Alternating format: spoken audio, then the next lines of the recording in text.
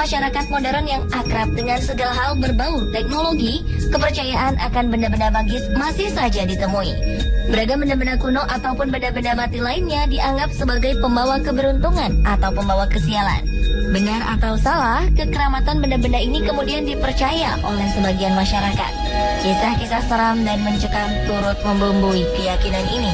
Dan pemirsa, kami akan membahas benda-benda peninggalan kuno yang dianggap terkutuk dalam segmen On The Spot Versus.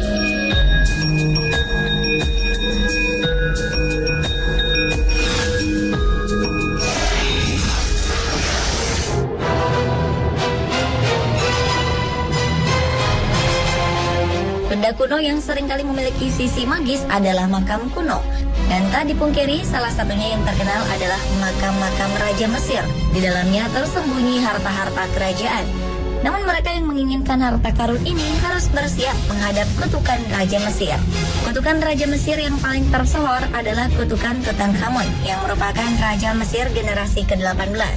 Makam ini pertama kali ditemukan oleh seorang arkeolog bernama Howard Carter pada tanggal 4 November 1922 silam. Kelompok penggalian Howard menemukan tangga menuju makam Tutankhamun yang merupakan makam Firaun terbaik yang pernah diawetkan, sekaligus yang paling utuh yang pernah ditemukan di lembah para raja. Namun, di balik penemuan besar ini, kutukan telah menanti.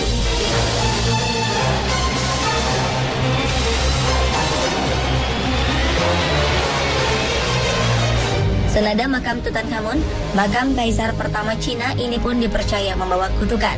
Terdapat lebih dari 8.000 patung prajurit, 130 kereta perang, beserta 520 ekor kudanya, serta 150 pasukan berkuda.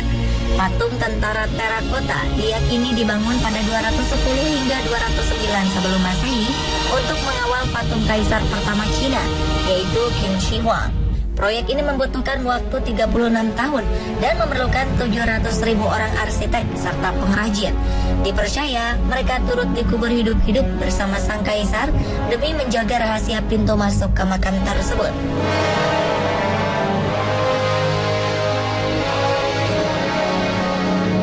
Ditemukannya makam Tutankhamun kala itu serta-merta membawa nasib kurang mujur.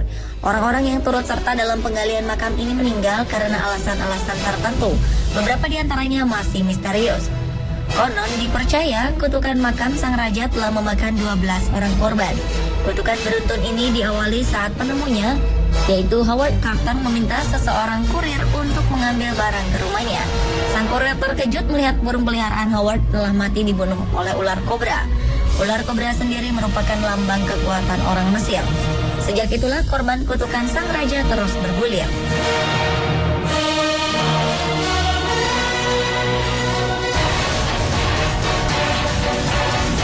Kutukan ternyata juga menyertai ditemukannya patung tentara terakota penjaga makam ini. Tepatnya pada tahun 1974, sekelompok petani tengah menggali tanah untuk membuat sumur. Salah satu di antaranya tak sengaja menemukan patung-patung tersebut.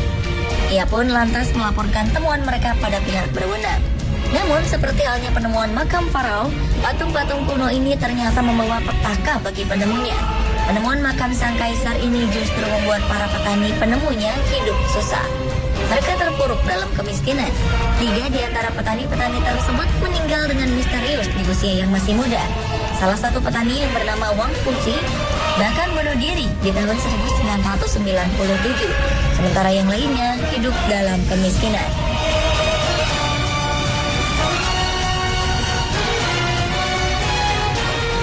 Penemuan makam Raja Tutankhamun memang cukup menggemparkan dunia. Sebuah prasasti berada di depan pintu makam. Terdapat sebuah tulisan bernada kutukan yang berbunyi, "Kematian akan segera mendatangi mereka yang menyentuh makam Farao." Konon dalam 14 hari, 2 orang yang terlibat dalam penggalian meninggal secara mendadak. Bahkan tahun 1929 dipercaya 13 orang meninggal setelah memasuki makam Tutankhamun. Lord Carnarvon, orang yang mendanai penggalian, juga meninggal dunia pada 6 April 1923 karena pneumonia. Menyusul kemudian istrinya yang meninggal dengan misterius. Pada tahun yang sama, seseorang meninggal secara mendadak setelah mengunjungi makam ini dan dianggap merupakan ulah kutukan juga. Ia adalah Peggy Callender yang membantu Howard Carter memasuki makam. Kematian misterius juga dialami oleh salah seorang pengusaha kaya yang berkunjung ke makam Tutankhamun, George J. Gould. Untuk tur mahalnya ini, ia harus membayar mahal. Malam hari setelah mengunjungi makam, ia terkena demam dan esoknya ia meninggal dunia. Harta karun ini telah dipamerkan di banyak museum di seluruh dunia.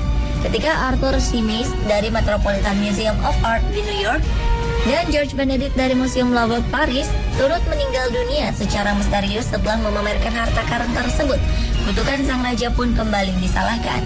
Sekretaris pribadi Howard Carter yang bernama Robert Badnell ikut-ikutan meninggal dunia secara misterius.